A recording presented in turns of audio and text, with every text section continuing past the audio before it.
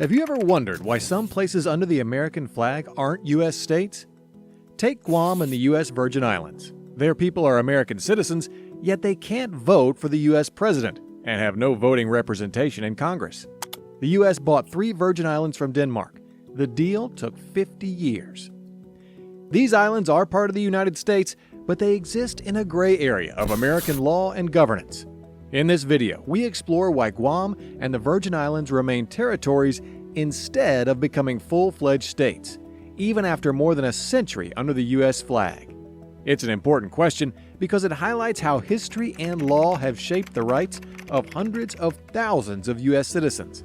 These islands have been under the U.S. flag for over a century, since 1898 for Guam and 1917 for the U.S. Virgin Islands, yet they have never become states. The story begins at the turn of the 20th century. In 1898, the United States won the Spanish-American War and dramatically expanded its reach overseas. That year, Spain signed the Treaty of Paris and ceded Guam, along with Puerto Rico, to the United States. From that point on, Guam became an American possession. Nearly 2 decades later, in 1917, the U.S. acquired another distant territory, the Virgin Islands, in the Caribbean. The Virgin Islands were purchased from Denmark for $25 million in gold. On March 31, 1917, the U.S. flag was raised over St. Thomas, St. John, and St. Croix, officially making them the U.S. Virgin Islands. Unlike Alaska or Hawaii, which eventually became states, Guam and the Virgin Islands stayed under direct U.S. administration for decades and were not envisioned as future states. For many years, these islands were governed by the U.S. Navy or the Department of the Interior, reflecting their role as strategic possessions. Their inhabitants did not initially have full rights. U.S. citizenship was only granted later on. For example, Virgin Islanders gained citizenship in 1932 and Guatemanians in 1950. Even after people there became U.S. citizens and gained local self-government, the areas remained territories rather than being put on a path to statehood. The United States currently has 5 inhabited territories: Guam, the U.S. Virgin Islands, Puerto Rico, American Samoa, and the Northern Mariana Islands, which are under U.S. jurisdiction but not part of any state. What does it mean to be a U.S. territory? In short, it means being under U.S. sovereignty without the full status of a state. Congress has the power to make laws for territories as it sees fit. In the early 1900s, the Supreme Court's Insular Cases established that places like Guam and the Virgin Islands were unincorporated territories, essentially U.S. possessions not intended for eventual statehood. In these territories, not all provisions of the U.S. Constitution apply. Only fundamental rights are fully granted, while other constitutional rights can be limited by Congress. There are significant political and legal hurdles that keep Guam and the Virgin Islands from becoming states. Legally, the Insular Cases created a precedent that the Constitution does not fully apply in unincorporated territories.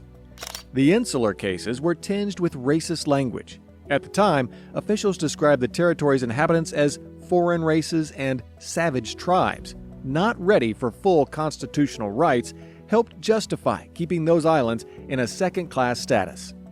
This has allowed Congress to govern these islands differently and maintain their status indefinitely.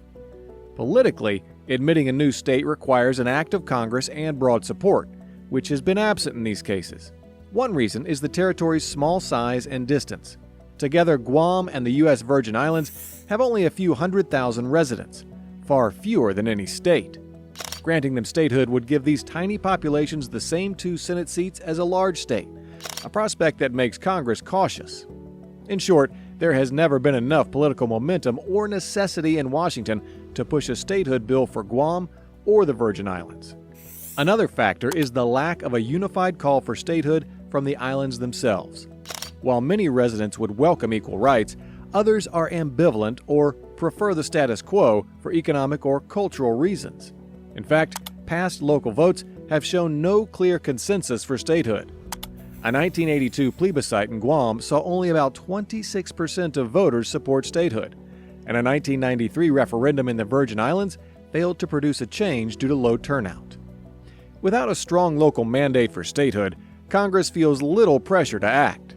Thus, the default of territorial status continues. As long as the current legal framework treats these islands as territories and not states, changing that will require overcoming both legal precedents and political inertia. The debate over statehood versus territory status also involves economic and social factors. Economically, Guam and the U.S. Virgin Islands are small and reliant on a few sectors. Guam's economy depends heavily on the U.S. military presence and tourism, and the Virgin Islands relies on tourism. Nearly 60% of its GDP comes from tourism and related services. Federal activities and aid form a significant part of their economic life. As territories, they have special financial arrangements. For example, residents generally do not pay federal income tax on income earned within the territory. Instead, their local governments collect similar taxes under a mirror federal tax code. Socially and culturally, the people of Guam and the Virgin Islands have unique identities that shape their views on statehood. Guam's indigenous Chamorro culture and language remain a vital part of island life, and the U.S. Virgin Islands has deep Afro-Caribbean roots. Some residents worry that becoming a state could dilute their local culture or identity. Others feel that statehood wouldn't threaten their heritage and is worth it for equal rights.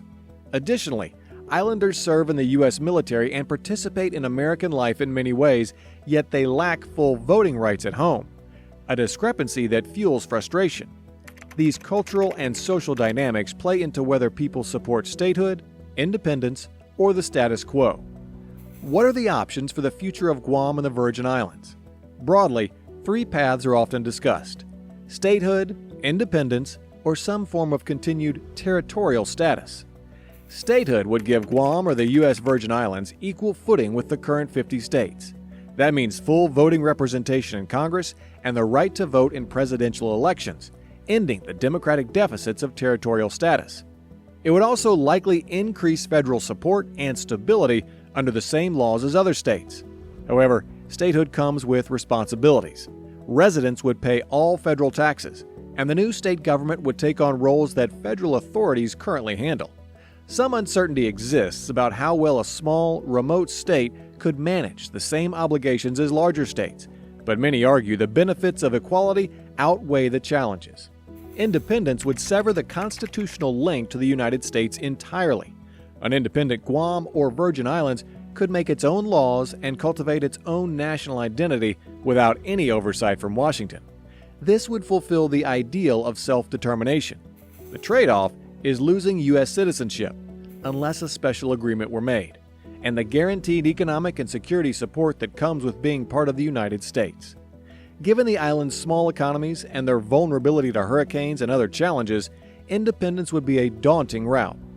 It has historically had limited popular support, though it remains a talking point, especially among those who view the current arrangement as colonial. The third option is to remain a U.S. territory, perhaps with modifications to improve local autonomy or benefits. This could mean negotiating a closer relationship like a Commonwealth or free association agreement that enshrines more local control while keeping U.S. ties. It might also involve continued efforts to secure equal treatment in specific federal programs and laws without full statehood. The advantage of this status quo approach is stability. The islands would keep U.S. protection, citizenship, and financial support, and could gradually address some inequalities. The disadvantage is that it doesn't resolve the core issue of unequal representation and second-class citizenship. Essentially, the debate over these options is ongoing, and so far, no choice has gained consensus in either territory. Guam and the U.S. Virgin Islands are not U.S. states because of a combination of historical legacy, legal doctrine, and political reluctance. They were acquired as colonies over a century ago and were never fully integrated as equal parts of the Union. Supreme Court decisions and congressional policies permitted them to be governed indefinitely as territories, and neither Congress nor the territory's populations have yet galvanized a change. The result is that American citizens in Guam and the Virgin Islands remain in limbo, part of the United States, but without some of the most fundamental rights enjoyed by citizens in the states. For the rest of the country, these unresolved cases invite reflection on what it means to be part of the United States, and whether the promise of equal rights will eventually extend to Americans in every corner of the nation.